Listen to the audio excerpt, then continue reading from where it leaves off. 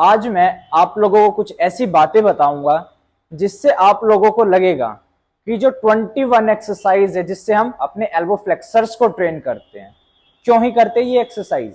तो स्टार्ट करते हैं आज की वीडियो। आज हम देखेंगे कि 21 एक्सरसाइज क्यों यूजलेस एक्सरसाइज है। कुछ दो पॉइंट्स बताऊंगा जिसकी वजह से आप लोगों को भी पता चलेगा कि कितनी ज्यादा वेस्ट है, इसके ऊपर टाइम इन्वेस्ट करना ही वेस्ट है। तो सबसे पहले जो प्रिंसिपल आता है, जो कॉन्सेप्ट आता है, जो पॉइंट आता है, वो क्या है कि कॉन्टिन्यूअस टेंशन। हमारे मसल के ऊपर कब स्ट्रेस आता है, कब उसके ऊपर टेंशन आती है? जब मैं ग्रेविटी के अगेंस्ट किसी भी चीज को लिफ्ट करता हूं। अगर मैं यहां पे 10 केजी के डंबल को ऐसे स्विंग कराऊं, क्या मेरा मसल बिल्ट होगा? नहीं होगा। रीजन कि मैं ग्रेविटी को तो चैलेंज कर ही नहीं रहा हूं।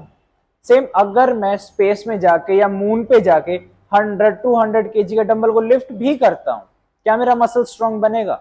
नहीं बनेगा। सेम क्या रीजन कि वहां पे उस रेजिस्टेंस को रोज करने के लिए कोई फोर्स नहीं है, बट अर्थ पे वो फोर्स है जिसका नाम है ग्रेविटी।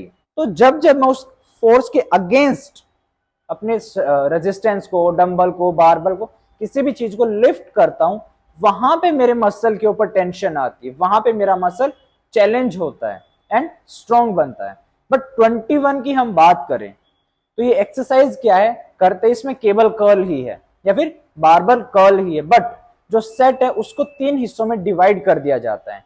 मैक्सिमम रैप रहते हैं आपके 21 एंड उसको 3 हिस्सों में डिवाइड कर दिया जाता है। तो 7 + 7 + 7 ऐसे वो एक्सरसाइज बनती है 21। करते कैसे हैं?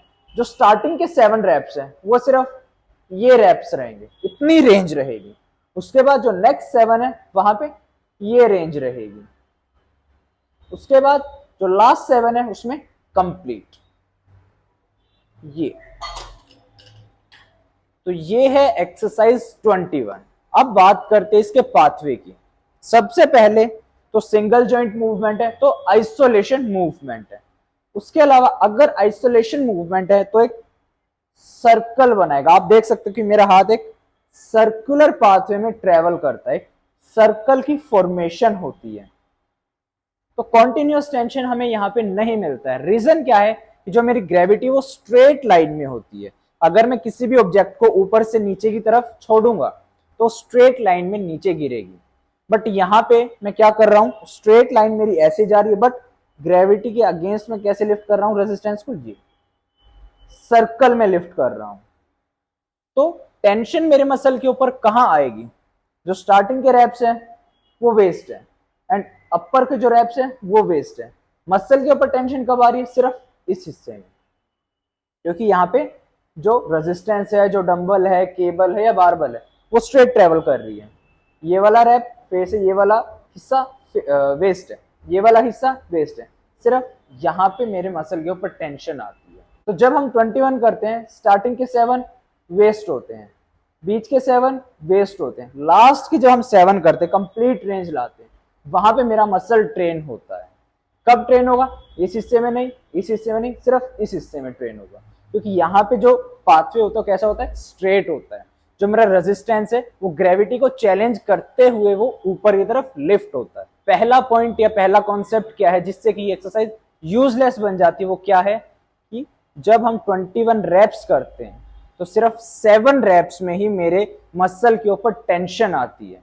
तो इससे बेटर है कि जो एक्स्ट्रा 14 रैप्स आप कर रहे हो उससे बेटर आप कंप्लीट रेंज के साथ, पूरे रेंज ऑफ मोशन के साथ 10 to 12 to 15 रैप्स करें, वो ज्यादा बेनिफिशियल है। 21 एक्सरसाइज ये वेस्ट है।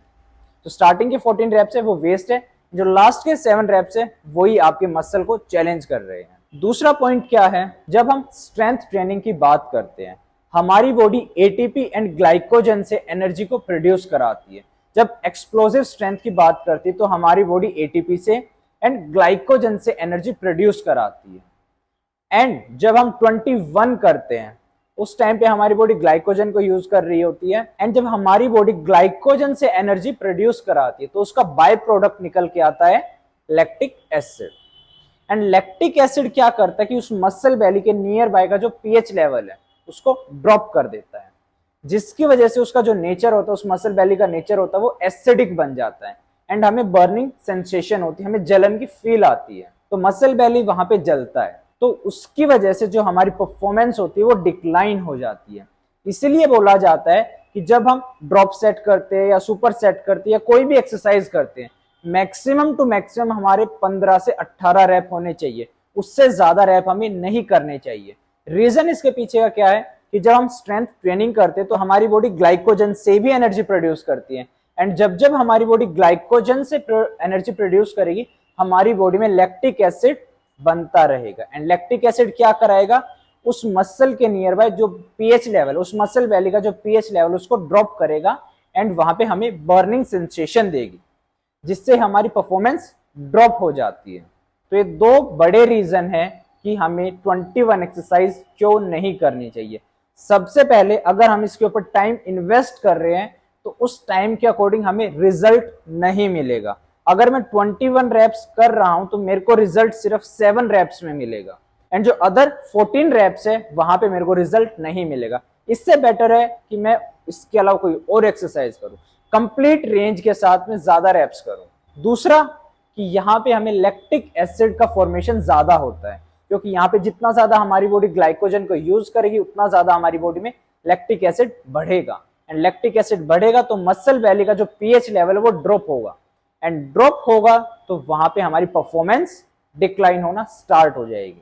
तो 21 एक्सरसाइज करने से बेटर है आप बारबल कर्ल करें, आप डंबल कर्ल करें, आपको ज्यादा अच्छे रिजल्ट्स मिलेंगे। कैसी लगी हमारी आज की वीडियो कमेंट करके जरूर बताएं, एंड ऐसी ही और भी फिटनेस फैक्ट्स को जानने के लिए, फिटनेस मिथ्स को जानने के लिए, न्यूट्रिशन साइंस के बारे में जानने के लिए आप हमारे चैनल को सब्सक्राइब कर सकते हैं, कोच हिमांशु।